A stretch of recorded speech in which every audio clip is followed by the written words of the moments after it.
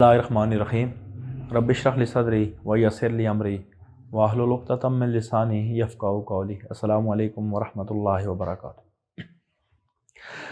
فقہ کے بارے میں ہمارے پروگرام جاری ہیں، تو آج ہم جس موضوع پہ بات کریں گے وہ ہے فقہ کا دائرہ اختیار، دائرہ کار، کہ فقہ کا دائرہ اور کیا ہے اور کن چیزوں پہ بحث کرتا ہے۔ جیسے کہ ہم نے پہلے ذکر کیا کہ فقہ وہ علم ہے جو انسان کی عملی زندگی سے تعلق رکھتا ہے اور جو شریعت کے تفصیلی دلائل سے ماخوذ شدہ ہے۔ اب دنیا کے مختلف مذاہب کے قوانین ہیں، وہاں پہ دنیا کا قانون الگ ہے اور دین سے متعلق قانون الگ ہے، وہاں پہ ادارے بھی الگ قائم کیے گئے۔ مثلا دنیا کو قانون ہے تو اس کے لیے انہیں عدالتیں قائم کی، حکمران ہیں، وکیل ہیں، اور اگر کوئی آخرت سے متعلق ہے یا مذہبی قانون ہے تو اس کے لیے انہوں نے فیصلہ کرنے کا اختیار پنڈت کو دے دیا، پروہت کو دے دیا یا پادری کو دے دیا۔ اور ان مذہبوں کی زوال کی وجہ بھی یہی تھی۔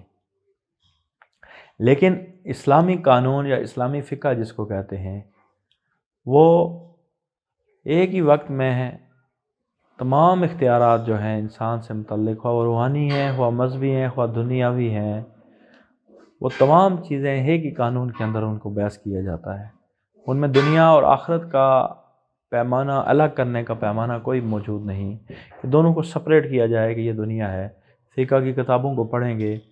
وہاں پہ آپ کو ایک ہی وقت میں تہجد کا ذکر ہے، نماز کے احکام بیان کیے جا رہے ہوں گے، اور اسی وقت میں آپ کو خارجہ پالیسی کی باتیں ہو جائیں گی، ٹریڈ کی باتیں کی جا رہی ہوگی، صداؤں کی باتیں کی جائیں گی، حکومت کی باتیں کی جائیں گی، حکومت کس طرح قائم کی جاتی ہے وہ باتیں کی جائیں گی، حکومت کا نفاذ کس طرح کیا جاتا ہے، جب حکومت قائم ہو جاتی ہے تو دعوت و تبلیغ کس طرح کرتی ہے، صداؤں کو کس طرح نافذ کرتی ہے، اصلاح معاشرہ کس طرح کرتی ہے۔ یہ تمام چیزیں جو ہیں ایک ہی وقت کے اندر، مثلا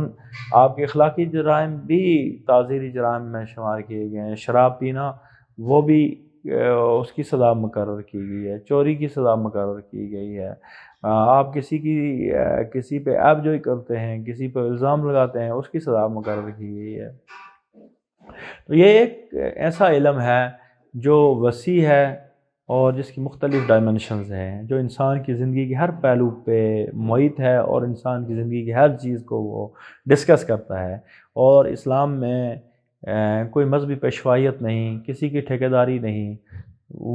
یہ علم جو ہے وہ ایک ہی وقت میں سب کے لیے ضروری ہے اپنے زندگی کے اعمال گزارنے کے لیے، زندگی کو گزارنے کے لیے،